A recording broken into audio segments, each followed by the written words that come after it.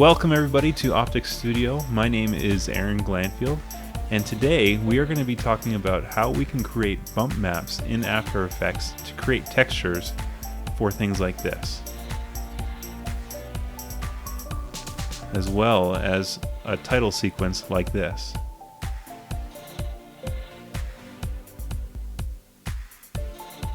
And then in a follow-up video, we will be talking about how we can apply all these principles to create another title sequence, something like this.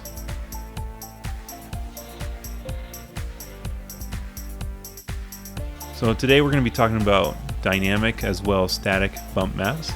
And to give you an example, the first one I was showing you in the planet scenario is more of a static bump map where nothing is changing or nothing is moving within the bump map itself. And then the title sequence here that I have, the bump map is actually evolving and changing to create a animated title sequence. And that's the same with this title sequence I have here. I have two different bump maps applied.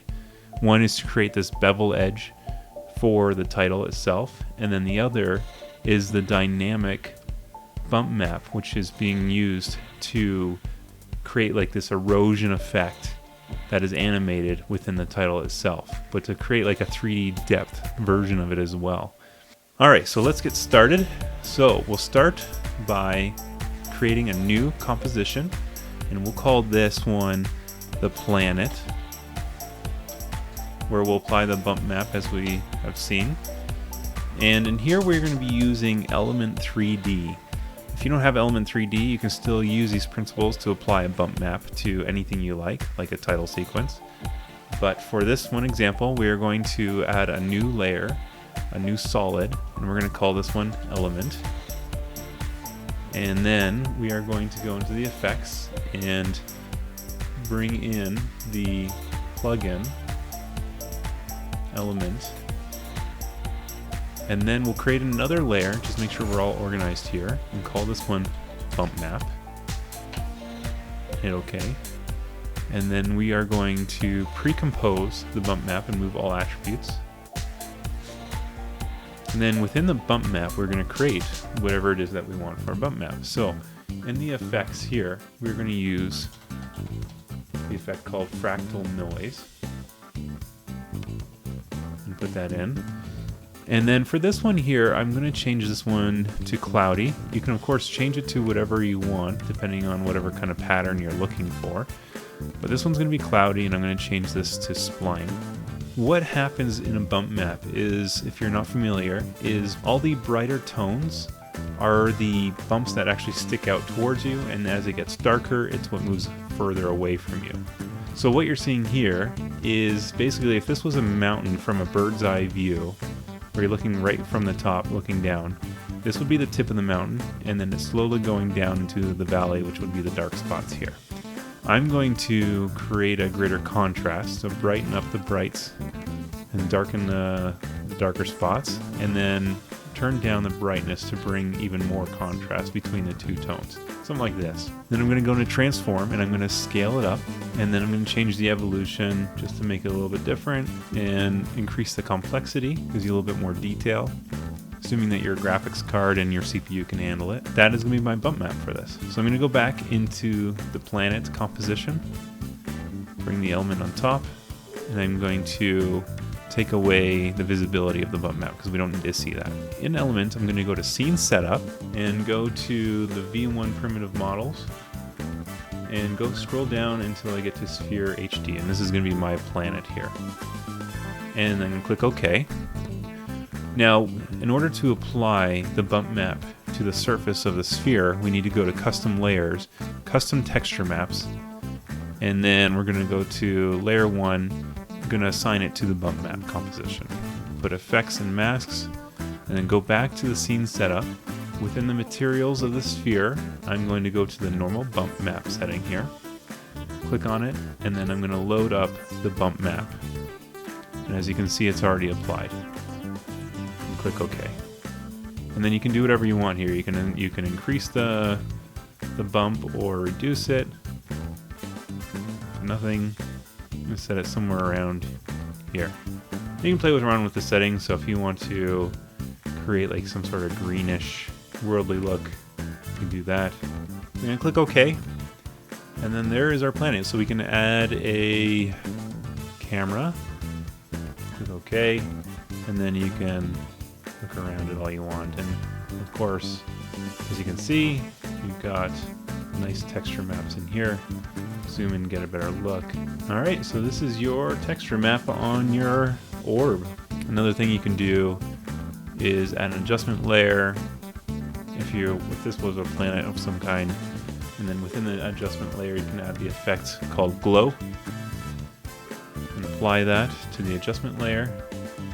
You know, turn the threshold down a bit, and then the glow radius up, glow intensity down, and then you have basically a glow off the planet here.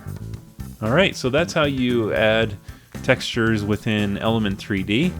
Now I want to go over how we can do dynamic textures to create that really neat title forming out of water look. Alright, so we're going to create a new composition. Call this one title sequence. Okay. And then we're going to follow a lot of same steps. So we're going to go to layer, new, solid, and this is going to be our bump map. And then I'm going to go to layer, new, solid, and this is going to be our background, our water background. Hit OK. And then we're going to use text to create a title. This one I'm just going to call it water, and I'm using this Cabezon, if I'm saying it right, Cabezon text from Adobe. And I'm going to scale it up a bit, center it. Alright, and now I'm going to create my bump map. So I'm going to go to bump map, I'm going to pre-compose that, move all attributes, hit OK, go within to the pre-comp, and I'm going to add the fractal noise, and then I'm going to do something similar, again, change it to whatever it is that you're looking for, but cloudy, spline for me. I'm going to change it to contrast, as well as the brightness, something like that. And then in order to sell the water look, there's a few things I want to do. This is where it becomes a little bit more dynamic and makes it really pop, which is really neat. So the evolution here, I'm going to keyframe that at the beginning of the sequence, move it all the way forward, and then I'm going to change the evolution so that it's moving something like this. Now that's not quite enough to make it look like water. And you'll see once it's all in that it'll actually look pretty good, but I'm going to actually transform and scale that up a bit. And then I'm going to offset the turbulence, so I'm going to keyframe that, move all the way, and I'm going to move it so that like water is flowing. Something like, let's see.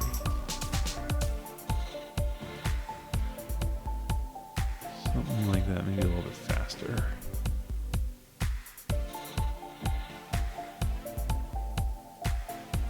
Something like that. Alright, then we're going to go back into the title sequence, and on the water, I'm going to drop the CC glass, and you don't see any effects yet, because it's black, but we're going to change the bump map to what I created as the bump map, and hit effects and masks, and then I'm going to change the color of the water to very light, well, dark blue. Choose one of the lighter hues. Pretend it's like a nighttime shot. That's what I'm working on here. Hit OK, and then within the effects CC glass, I'm going to change a few parameters here. I'm going to increase the height and the softness. And then the lighting here gives you an option to use the light that is part of the effect, but I'm going to use After Effects lights here. I'm going to go to Layer, New, Light. It's going to be a parallel light. It's going to be white. I'm going to hit OK. Move that light over to the right. And then I'm going to take the same effect and I'm going to copy and paste it into my title sequence because I want it to mimic what is happening beneath it. So all the bumps and everything match the water below it. So it's actually forming out of the water. The difference that I'm going to have here is that the displacement is going to change here. So I'm going to keyframe the displacement, and I'm going to actually turn it up so it's spread out a lot more. So it kind of looks like moonlight to some degree shining off the water, or some sort of light.